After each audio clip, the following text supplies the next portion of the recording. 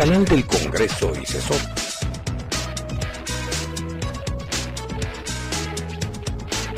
Presentan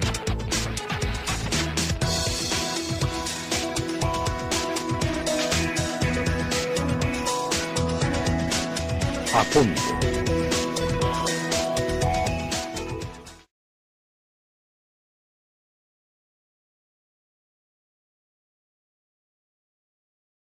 Y sin ellos no se podría hacer, con las organizaciones de la sociedad civil. Los albergues de la sociedad civil son los que realmente tienen una mayor aportación, un mayor papel en este programa de repatriación humana.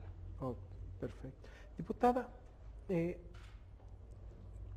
peligros tienen estos migrantes repatriados? ¿Qué tantas posibilidades hay de que caigan en manos de delincuencia organizada? ¿Qué es lo que saben en el Congreso sobre este tema pues tan difícil, tan complicado, y que es una de las razones por las cuales se elaboran estos programas? Pues las posibilidades siempre son altas y la verdad la posibilidad siempre es una realidad latente. De hecho, como bien comentan, creo que hay, sí es verdad que se les da la atención, que a fin de cuentas es lo que busca hacer el gobierno mexicano a quienes repatriado a través de los diferentes puntos o las estaciones migratorias, que es donde se les da la atención.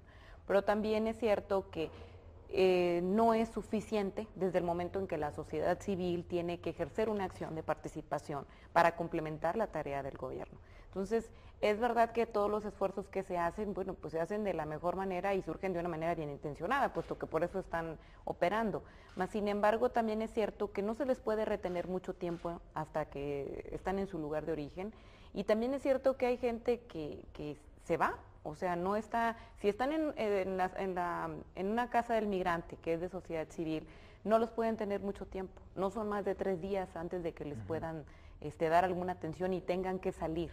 Y entonces ahí es donde está el margen para que puedan ser susceptibles a cometer un delito de distinto orden o en este defecto, ¿verdad?, a contactarse con alguna banda del crimen organizado o ser sujetos de algún acto criminal. Creo que en este sentido el esfuerzo que están haciendo tanto los municipios como los estados vale la pena destacarlo. Hay estados como Chiapas, en donde bueno, ya existe una Fiscalía de Atención de Delitos contra Migrantes para ver o tipificar de alguna manera cuáles son esas acciones a perseguir en contra de quienes están en tránsito o quienes de alguna manera buscan alguna mejor condición de vida, puesto que por eso están migrando. Y también hay algunos otros estados, en el caso de Tamaulipas, en donde a través de las acciones del gobernador Egidio Torres están buscando generar condiciones para un Instituto Tamaulipeco de Atención al Migrante, que ya está siendo emulado también en algunos otros estados, y con esto, bueno, se puedan generar acciones concretas de parte de los estados, de parte de los municipios. Obviamente generar una acción cuesta recurso, tendría que tipificarse, presupuestarse, para que bueno, se puedan generar algunas otras condiciones que complementen mejor la tarea que ya se está haciendo a través del gobierno y que bueno, sirvan para que de alguna manera puedan ser un filtro mejor de poder respetar o de poder seguir en la búsqueda del respeto a los derechos humanos y a la dignidad de las personas, que esa es la esencia básica por lo que ha surgido la nueva ley de migración y que es el objeto que persiguen todos este tipo de programas.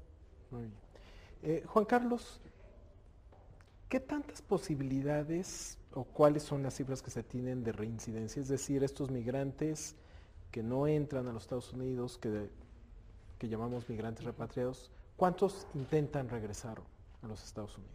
Muy bien, para contestar esta pregunta me voy a referir a los datos que tenemos en las encuestas, la encuesta de inmigración de la frontera norte, mejor conocida como EMIF Norte, que es un esfuerzo que lleva ya más de una década por parte del Colegio de la Frontera Norte, y es de donde podemos obtener algunos datos muy interesantes en los cambios del perfil de los migrantes mexicanos hacia los Estados Unidos y de los repatriados. En este sentido, en los últimos años hemos visto que alrededor de un 20%, 18, 19, 20% de los migrantes repatriados por la patrulla fronteriza expresan una opinión de que si tuvieran opciones de regresar a sus lugares de origen, ya no reintentarían la migración a los Estados Unidos. Este 20%, estamos hablando alrededor de 100,000 dependiendo el año, 100,000, 120,000 personas que si tuvieran apoyos regresarían a México. También es cierto Eso que significa que el 80% está declarando la intención de regresar, sí. de reintentarlo. Si estamos hablando de 500,000, sí, unos 400,000 vienen con el propósito de intentarlo nuevamente. Muy importante, el 80% de los que son regresados y que a los que se les puede entrevistar, lo han intentado por una o dos veces. Es decir, en términos generales, la patrulla fronteriza, de acuerdo con esta encuesta, atrapa a los novatos, a los que lo intentan una o dos veces. Y menos del 5% lo han intentado más de 6 veces. Bueno, también a los listos no los va a atrapar por definición. Los Hay una listos ya curva de- están Ya del están otro lado de viviendo en Estados otra Unidos. parte. Hay una curva de Entonces, aprendizaje ahí muy notoria. Sí, No claro. obstante, hay quienes, este 20% sí manifiesta un desaliento. Son aquellos a los que podríamos apoyar para que se queden en México, regresen a su lugar de origen y se reinserten en la economía nacional. Porque el 70% de ellos ya tenía trabajo antes de intentar la emigración a los Estados Unidos. Claro, es un trabajo que les daba menos de 3 salarios mínimos.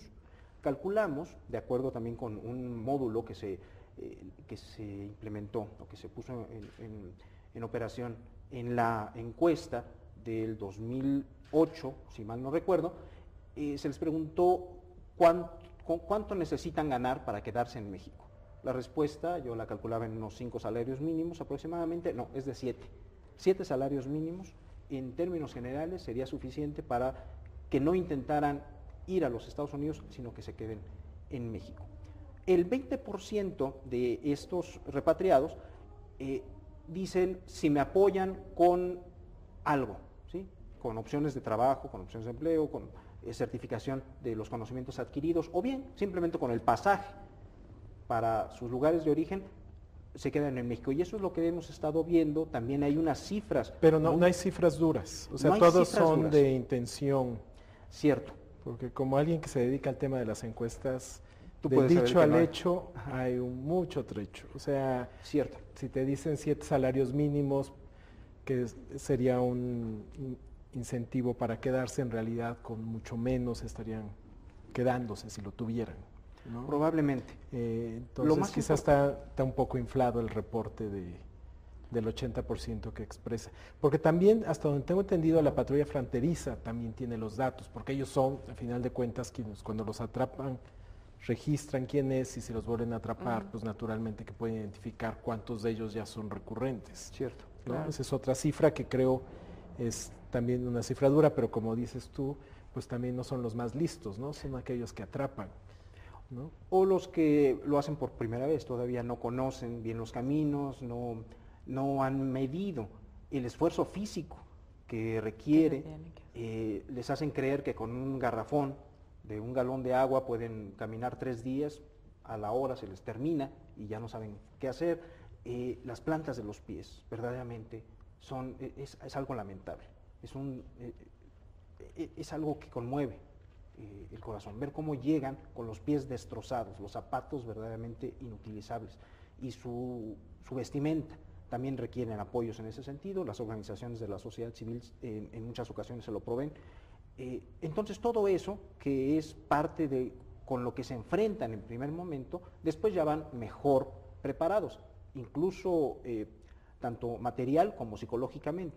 Y de ahí que esas cifras, pues quien lo reintenta es cada vez menos atrapado por la patrulla fronteriza. Una cosa muy importante, me refiero estas cifras son de aquellos a los que podemos entrevistar, es decir, al 20% de los desalentados, como les llamamos en esta entrevista, en esta encuesta. Por tanto, todas esas cifras de los 3 salarios mínimos o 7 salarios mínimos aplica únicamente a los desalentados. Diputada, se nos está acabando el tiempo, pero ¿qué nos puede hablar, qué nos puede decir de la ley de migración? Sus disposiciones, ¿cómo van a impactar todo este tema de los migrantes repatriados? Yo creo que, bueno, la ley de migración surge como una necesidad ya apremiante que teníamos como país para darle al mundo una nueva visión de lo que nosotros estamos exigiendo en el exterior, es decir, nos da como país una calidad moral para exigir un mejor trato de los mexicanos que están ya sea intentando ingresar a Estados Unidos o de alguna u otra manera también dar el mensaje de que estamos por el respeto a los derechos humanos, a la dignidad de las personas, y es algo que tenía que hacerse porque desde 1974 la Ley General de Población no se había modificado en ese sentido, es decir, había tenido quizá algunos parches o algunas cuestiones, pero nada sustancial. Entonces, creo que habla también de la modernidad de alguna manera que queremos darle al tema. En este caso es un tema que por naturaleza es variable, sus cifras nunca van a ser exactas, más sin embargo, bueno, pues el tema esencial de la ley de migración encierra muchos factores y uno de ellos es ese, la calidad moral que podemos tener ahora ante el mundo, porque recordemos que la ley de migración no solamente se suscribe a los extranjeros, o en este caso a quien está en tránsito en el territorio, sino también de alguna manera cuál va a ser la nueva posición de México ante la comunidad internacional para las diferentes nacionalidades que están tratando de ingresar a este país. Y bueno, esto se puede ver ya reflejado en algunas modificaciones también ya sustanciales de parte del Instituto Nacional de Migración. Habla de establecer cuáles son los nuevos márgenes de acción, tanto de Relaciones Exteriores, de la Secretaría de Gobernación, de la Policía Federal, es decir, de todas las instancias que están inmersas en el fenómeno migratorio, son las nuevas dinámicas en este quehacer y sobre todo lo más importante, que ya se están viendo de alguna manera en la práctica cómo está impactando esta nueva ley de migración. Ya se ve y se percibe una rotación de personal más efectiva en el personal, particularmente del INAMI, y yo creo que en este sentido ha habido también algunas correcciones sustanciales, en el caso particular de delegados regionales que ya han sido removidos de su cargo porque se ha demostrado que son ineficientes, que no cumplían específicamente con el perfil para estar en esos puestos, y que bueno, hay muchas cosas que corregir en esa materia, y creo que si es un tema humanitario propiamente, el perfil de los oficiales también de migración, pues también tiene que cambiar, tiene que ser mayormente revisado, tiene que tener también mejoras en la selección de personal, y creo que hay muchas maneras, primero que nada de hacerlo, pero también tenían que estar especificadas en la ley. Ahora es importante vigilar la emisión del reglamento que va a hacer que opere esta ley y que es muy necesario que no convierta en nugatorios cuál es la esencia o de dónde es que surge esta ley de migración, porque a fin de cuentas lo que vamos a buscar es que se complemente, que la haga realmente operativa y que esto se vea reflejado en una realidad para en beneficio y para de todos los migrantes. Muchas gracias. Pues nos tenemos que despedir de esta emisión de su programa a fondo. Le agradecemos a la diputada Cristabel Zamora. Gracias.